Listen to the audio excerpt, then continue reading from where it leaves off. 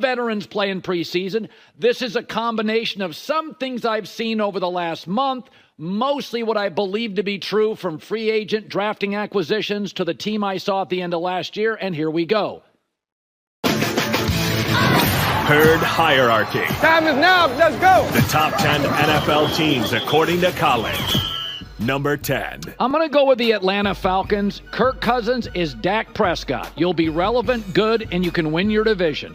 Listen, their offensive weapons, I think, were underused last year. Drake London, Kyle Pitts, Bijan Robinson. They have a top 5 or 6 offensive line, according to PFF.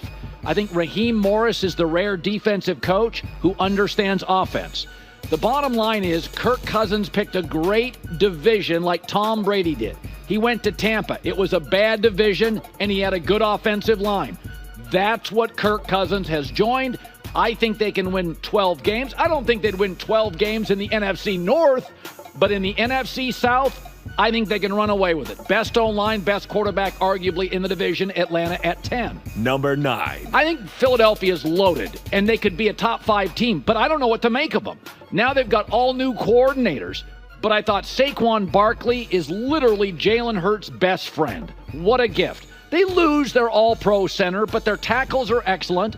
They spent money on defense and free agency. They have stars all over the team. Hurts can move. Barkley, always better than average at tight end. A.J. Brown, where are they weak?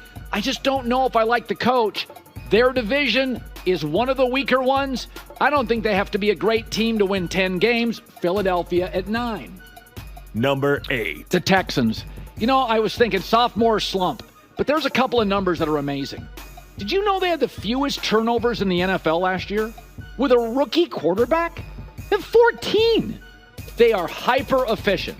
C.J. Stroud makes no mistakes. DeMeco Ryans a rock star as a coach. Then they add Stephon Diggs, Danielle Hunter, rush end, Joe Mixon. I liked their roster last year. They added 3 high-end starters. Again, I don't know if the division's any good. Like Atlanta, I think they could run away with this thing.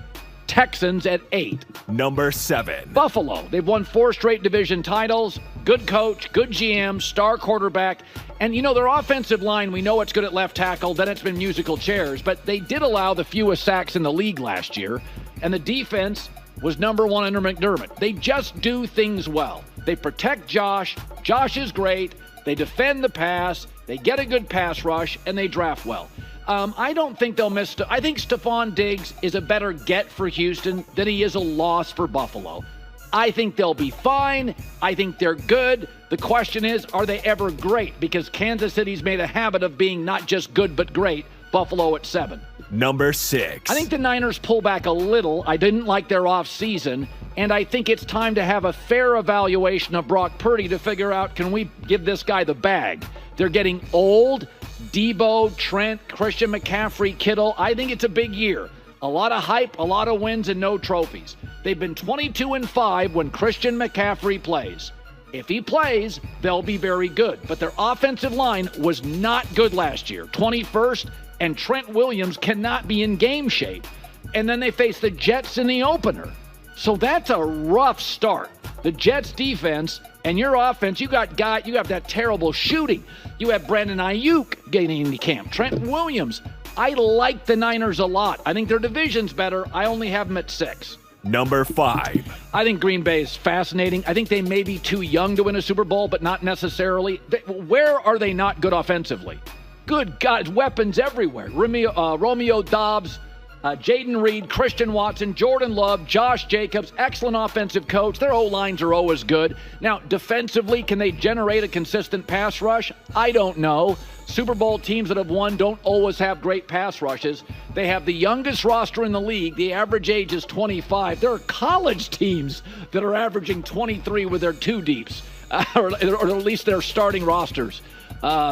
This is a really, really young team, but I think they're really special, and I got them at 5. Number 4. Listen, Baltimore's going to be good. Here's all you need to know. Everybody goes, oh, they only return 2 starters on the offensive line. Yeah, Ronnie Stanley and Tyler Linderbaum. Pro Bowl level guy. If you get your left tackle and your center right, you'll figure out the rest. Baltimore's O-line is always fine. They got an all-time left tackle and a great center. And Lamar Jackson, who, by the way, is 20-1 all-time against NFC opponents. So just put in about 6 W's when they face the NFC. And again, I think he's got the best receiving core he's had. Mark Andrews back healthy. I just trust the organization. You know what I mean? Like, they're just well run. And it matters. GM, coach, quarterback, Harbaugh. They're going to win 11 games. Again, like Buffalo. They'll be good. Will they be great? Let's wait and see. Number 3. Most underrated team in the league last year? I think the Rams are special. I think they are basically Green Bay with a superstar coach and a superstar quarterback. I loved them last year. I think they nailed the draft. I think they're very well run. And here's the other thing about them. 5 of their first picks were defense, and they've been nailing the draft for years. Cooper Kupp was banged up last year. He's finally healthy. Say what you will about the Rams. You rolled your eyes when Uncle Colin told you they were the safest over bet in the league. And you're rolling your eyes now when I tell you they're going to win this division and may win it comfortably.